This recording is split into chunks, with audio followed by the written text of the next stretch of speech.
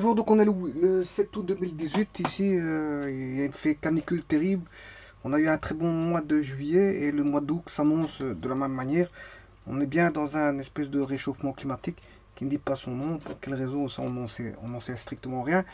Mais certaines personnes disent que c'est parce qu'en fait la Terre a été malmenée par les pollutions, etc., etc., qui font en sorte que voilà, on a affaire à les scientifiques disent qu'on a affaire à un réchauffement climatique et que d'ici 500 ans, ben, pour assurer la pérennité humaine, il faudra, je veux dire, créer certaines astuces, sinon on risque, je veux dire, la perte de toute vie humaine sur Terre, voilà, dû au réchauffement climatique. Bon, ceci pour vous dire que je vais voir ici ce qu'on appelle les signaux analogiques purs. Voilà, signaux analogiques purs. Donc ici, c'est ce qu'on appelle la théorie. Je vais faire un petit peu de théorie du signal, hein, en voyant le signal, les signaux analogiques purs. Qu'est-ce que c'est? Parce que c'est fondamental, avant de commencer de faire de l'électronique ou autre, mais de savoir qu'est-ce que c'est qu'un signal analogique. Et ici, dans ce cas-ci, je rajouterai la terminologie pure pour dire que je vais traiter un signal analogique pur. Alors, le signal analogique, c'est tout simplement une grandeur physique, hein, que je vais appeler G, bien sûr G, qui est fonction toujours de la même variable, qui est la variable temps. Donc, ça a à voir avec une notion, c'est une notion temporelle. Notion temporelle, pourquoi? Parce qu'il y a la variable temps qui vient toujours se mêler, je veux dire, à la grandeur physique. Et dans ces cas-là, c'est déjà un point avant d'appeler grandeur analogique. Bon, mais ça ne suffit pas. Une grandeur physique, bien sûr. Qu'est-ce que c'est qu'une grandeur physique? Grandeur physique, la physique étudie toutes les grandeurs que l'on peut rencontrer, je veux dire, en sciences, que ce soit des grandeurs mécaniques, des grandeurs électriques ou des grandeurs de tout type, hein, de tout type, bien, la physique étudie ce type de grandeur-là. Par exemple, la tension, qu'est-ce que c'est que la tension, qu'est-ce que c'est que le courant, qu'est-ce que c'est qu'une pression hydrostatique, qu'est-ce que c'est que une force mécanique, qu'est-ce que c'est que voilà, un angle, qu'est-ce que c'est qu'un angle, etc., etc. Donc toutes les grandeurs sont étudiées dans un cours de physique, et la physique, c'est justement l'étude des grandeurs. Et donc toute grandeur physique, qu'elle soit électrique ou mécanique ou peu importe, hein, elles peuvent être même de type économique, hein. On peut avoir une grandeur de type économique, variable de type économique, en fonction du temps, eh bien, répondrait déjà à une première condition de grandeur analogique. Mais ça ne suffit pas. Parce qu'en fait, pour qu'elle soit analogique, il faut que la grandeur, bien sûr, puisse passer, bien sûr, à des variations. Et cette variation peut à un moment donné se brusquer. Ça, c'est pas un problème. Voilà. Elle peut se brusquer, hein, comme ceci. Et par exemple, retomber à zéro, par exemple. Voilà. À certains instants, elle peut se brusquer. Voilà. Du moment que la grandeur est variable, elle varie, c'est-à-dire que pour aller d'un point A à un point B, hein, on va passer d'un point A à un point B par une multitude infinie de points, hein, d'où la notion de continuité. Il faut qu'une grandeur physique fonction du temps soit une grandeur qui évolue de manière continue. Voilà. Voilà. Qui est des variations, je veux dire, pour aller d'un point A à un point B, pour aller d'un point C à un point D. La différence entre pour aller d'un point A à un point B, c'est ce qu'on appelle une croissance. La valeur va augmenter, hein. Cette valeur va augmenter. Comment voit-on qu'elle va augmenter? C'est-à-dire que si je prends un delta t, une variation du temps ici, hein, si delta t est positif, c'est-à-dire que je fais T2 moins T1, T2 étant plus grand que T1, voilà, hein, si j'ai T2 plus grand que T1, donc T2 moins T1 étant strictement positif, voilà. Donc si je prends un delta T qui est positif, pour avoir une croissance, il faut un delta G, hein, on va passer de G1 à G2, voilà, delta G qui est, dans ce cas-ci, G2 moins G1 positif, voilà, il faut que pour un delta T positif, je dois avoir un delta G positif, et là on a une croissance. Maintenant, si je prends un delta T négatif, c'est-à-dire T1 moins T2 négatif, à ce moment-là, il faut que j'ai un delta G négatif pour avoir une croissance. Donc, ils doivent évoluer dans le même, pour avoir une croissance, ils doivent évoluer dans le même sens. Si lui, il augmente, ben, le delta G doit, si le delta T augmente, le delta G doit augmenter. Si delta T diminue, ben, le delta G doit diminuer, et là, j'ai toujours une croissance. Si delta T diminue, ben, delta G doit diminuer, et là, vous voyez que j'ai toujours la croissance ici. Voilà, maintenant, en décroissance, la variable, la grandeur analogique peut diminuer. Elle peut diminuer, passer d'un point C à un point D, toujours par continuité. Hein. C'est une continuité mathématique, c'est-à-dire que pour passer d'un point C à un point D, il existe une infinité de points de passage pour passer de C à D. On ne passe pas directement de C à D. C'est pas possible. Voilà. Pour une grandeur analogique, c'est pas possible. Justement, elle est qualifiée d'analogique parce que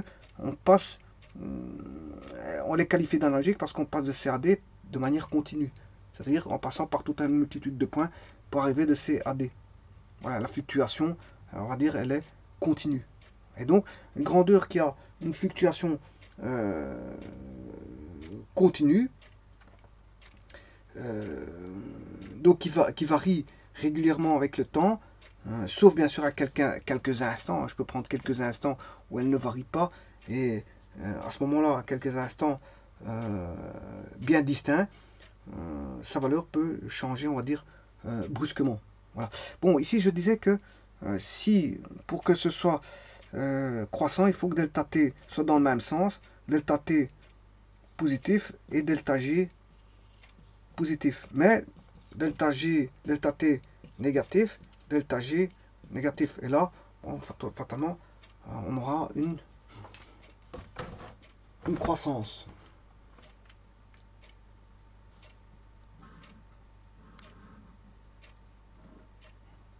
Voilà. Bon, pour avoir une décroissance, vous comprendrez que si je prends un delta t positif, ben, le delta g doit être négatif. Donc, delta t positif, delta g négatif. Maintenant, je peux prendre un delta g positif, delta t négatif, mais le delta g doit être positif. Voilà, delta t négatif, delta g positif. Donc, en décroissance, il doit varier en sens inverse. Et donc, quand on a une variation comme ça, régulière en fonction du temps, hein, et à un moment donné, brusquement, il peut varier, il peut retomber à des instants précis. Ça change rien. Ça reste du moment qu'on a tout le long du signal, une grandeur qui varie de manière continue, ben, en fonction du temps. Hein, donc d'où la notion temporelle, de temporalité. Bien, en fonction du temps, si bien sûr le temps, on commence à un temps t égale 0, bien sûr, le phénomène ne dure pas indéfiniment. Hein. Bien que dans certains calculs de théoriques, on calcule pour t tendant vers l'infini. Hein, je ne vais pas dire pourquoi ici, mais je verrai pour certaines raisons. Pourquoi on fera évoluer t vers l'infini pour certains signaux. Mais généralement, le temps ici, dans quel que soit le système, hein, je veux dire, mais le temps est, on va dire, à une durée finie. Hein. Le temps est de durée finie dans quel que soit le système. Bon, si je prends quelques systèmes d'études qui sont de type analogique, par exemple, si je prends la température, ce qui nous vient à l'esprit, la première chose qui nous vient à l'esprit pour tout le monde, c'est la température en fonction du temps. La température en fonction du temps pendant, par exemple, une journée, eh bien, on peut voir que c'est une quantité, je veux dire, analogique, parce qu'on a des variations qui vont subir, je veux dire, par exemple, en plein été comme maintenant, comme aujourd'hui, je peux prendre la température à 1h du matin, 2h, 3h, 4h, 5h, 6h, 7h, 8h, pendant 24 heures, et je trace la courbe des températures en fonction du temps, et j'aurai une courbe, ce qu'on appelle une courbe analogique. Voilà. Maintenant, ce que je peux faire, c'est prendre une... Ça c'est une grandeur physique qui est la température en degrés Celsius. La température, c'est T degrés. Hein. Pas confondre avec le temps. Le temps, c'est T et la température, c'est T degrés. Voilà. Pas confondre. Si je mets T et T, c'est pas deux mêmes T, parce que celui-là, il est symbolisé par des degrés. Alors que là, il est symbolisé par rien du tout. Donc, c'est les distinguer. Donc, ça, c'est le temps et ça, c'est la température. Maintenant, si vous faites une étude analogique d'un phénomène de température faisant référence à de la thermodynamique, c'est-à-dire la température thermodynamique donnée en Kelvin, mais vous avez spécifié grand T en fonction de petit t.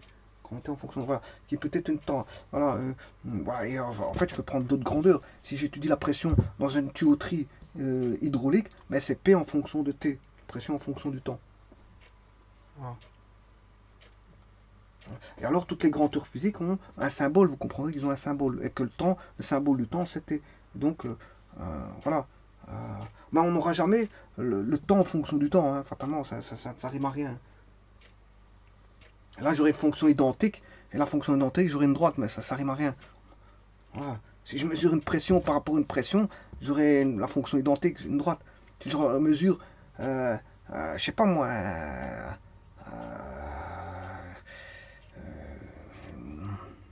si je mesure quelque chose par rapport à quelque chose d'autre qui est le même, j'aurai une fonction identique, c'est-à-dire une bisectrice. Hein. Hein, ça, bon, c'est normal, c'est la même chose. On a la même chose ici. On aura une fonction, ce qu'on appelle une fonction identique qui est y, qui est x égale y. X égale y. Et x égale y, vous comprendrez qu'on aura ceci. Et donc ça, c'est pas, voilà, ça rime à rien parce que tous les signaux peuvent faire ça si on mesure par rapport à lui-même. Donc ça rime à rien. Tous les signaux. Si je mesure la pression en fonction de la pression, la température en fonction de la température. Voilà. Mais attention que, comme je l'ai expliqué, si je m'étale un peu trop, mais je veux dire, c'est toujours en fonction de la température, du temps. Hein. Un signal analogique, c'est toujours en fonction du temps. Si vous prenez un oscilloscope, vous mesurez en fonction du temps. La tension en fonction du temps. Le courant en fonction du temps. Voilà. Donc c'est toujours par rapport au temps. On, fait on dessine sur des diagrammes temporels, des diagrammes, des diagrammes temporels.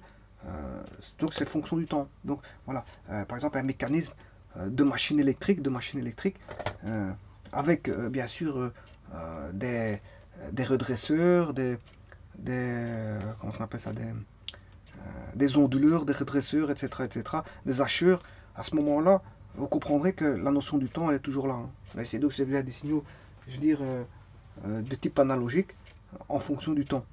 En fonction du temps. Et ce sera toujours en fonction du temps, c'est ça que je veux dire. Ce sera toujours en fonction, que ce soit les onduleurs, les hacheurs, les redresseurs, etc. On aura toujours une notion de temporalité, donc de temps. Et donc, tout signal électrique, bon, que ce soit électrique ou électronique, sera mesuré en fonction du temps. Ici, je vous ai pris des grandeurs de température, de pression, mais généralement en électricité, on mesure des grandeurs électriques par rapport au temps. Bon, et ça, il faut savoir que le signal analogique, généralement, c'est un signal déterminé. Voilà. Il est connu par des lois déjà déterminées. Donc ça fait partie du déterminisme. Donc on connaît, et donc à un moment donné, si je veux agir sur un système donné, mais si je sais bien qu'il va évoluer ici, comment évoluer dans le futur, mais je peux l'arrêter par exemple. Je peux l'arrêter, je peux faire en sorte d'arrêter le système. Bon, si c'est un système mécanique, j'aurai des organes mécaniques pour arrêter le système. Si c'est un système, on va dire, électrique ou électronique, on va l'arrêter par des composants, soit électriques si c'est électrique et des composants électroniques si c'est de manière électronique. Mais sachez que l'électronique évolue et que, je veux dire, on a les circuits intégrés, etc., qui donnent des nouvelles fonctions et qui font en sorte qu'on a des nouveaux systèmes qui sont, je veux dire, qui répondent à des besoins bien utiles. Parce que ici, le signal, c'est un signal utile, soit il est prélevé ou généré par un système générateur.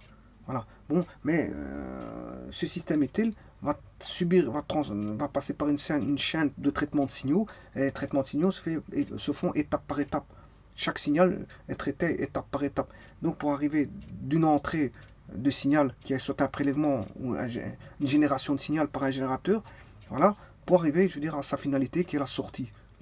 Et tout le long, on a de traitement de signal. Les traitements de signal, c'est les composants, par exemple, si je prends en électronique, ce sont les composants électroniques qui vont faire en sorte qu'on aura tout un ensemble de traitements de signal. Et si c'est tout des traitements de signaux analogiques, on aura de traitement de signal analogique pour arriver d'une entrée A à une sortie B. Voilà. Donc on aura tout un traitement. Donc ceci veut dire on aura toute une chaîne de traitement, et il arrive assez souvent qu'on est, donc on a une entrée, bien sûr, des traitements et sortie. Quand je dis traitement, il peut y avoir un ou plusieurs traitements. Voilà, et là on a la sortie du signal. Voilà, et donc on a généralement l'entrée, c'est soit un prélèvement, on prélève par exemple par rapport à des capteurs, je prélève des signaux par rapport à des capteurs, ou soit je veux dire je vais générer par rapport à un comment on appelle ça, un générateur, et je génère voilà des signaux. Voilà, et là on fait subir toute une chaîne de traitement de signaux pour arriver à un signal utile, bien sûr, qui sera connu, parce qu'en fait tout ça c'est ce sont des signaux déterminés par des lois mécaniques, des lois électriques, des lois électroniques, voilà, ça sera déterminé, et on saura ce qu'il y a en sortie. Donc on sait tout déterminer la chaîne pour essayer d'avoir, je veux dire, un signal utile en sortie.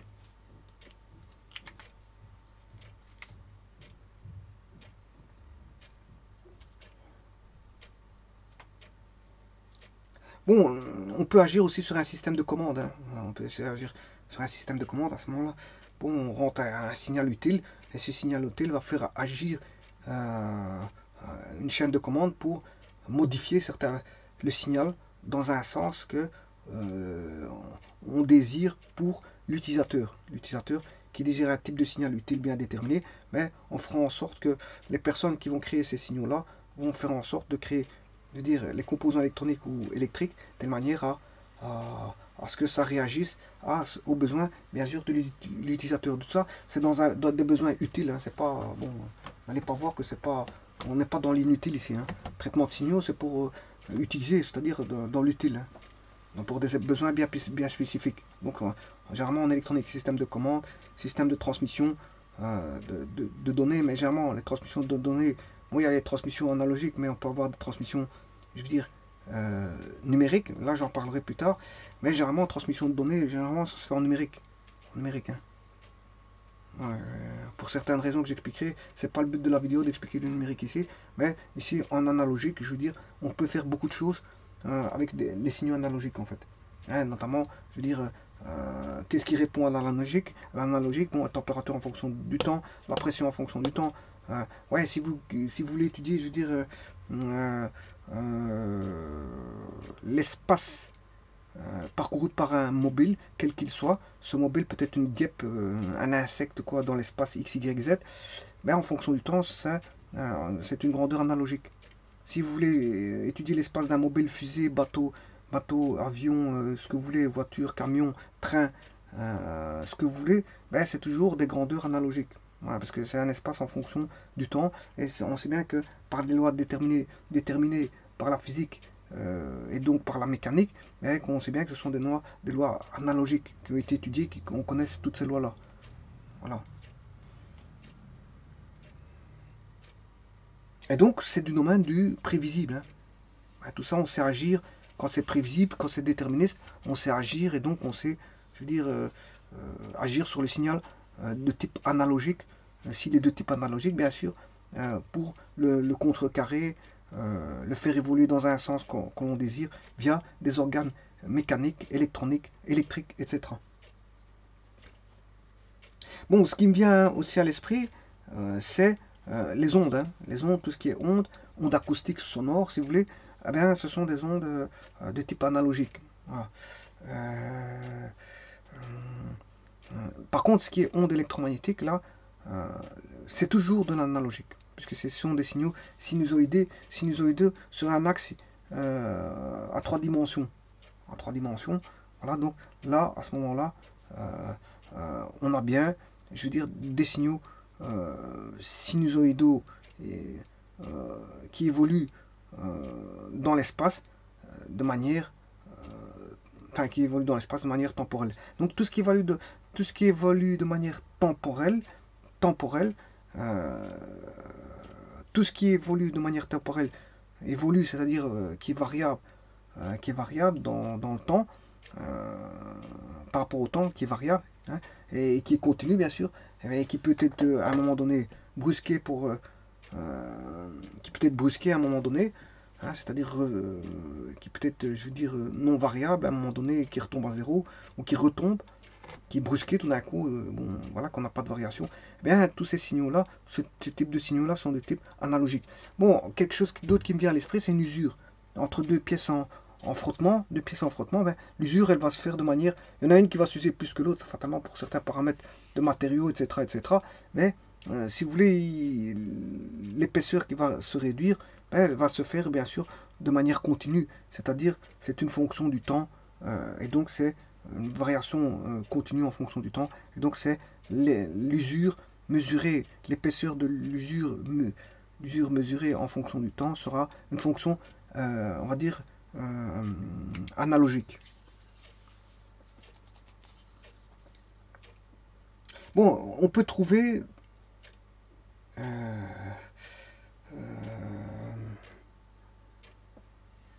beaucoup d'exemples.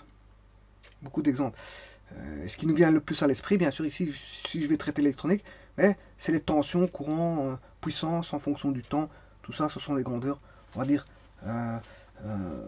analogiques. Voilà. Donc, analogique, bien sûr, ici, ce sont des quantités. Ici, on a des quantités. Mais quel type de quantité? Des quantités, ce qu'on appelle des quantités temporelles. C'est une quantité. Le temps, c'est une valeur.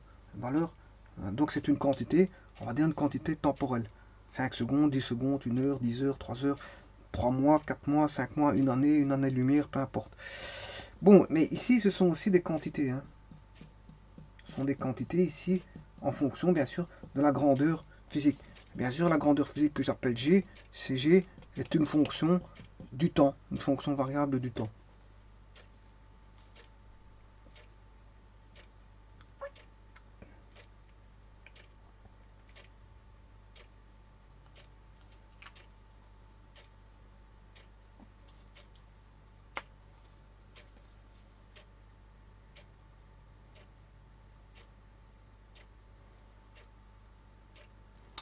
Voilà, donc je crois que j'en ai assez dit pour appréhender ce que c'est que une grandeur analogique.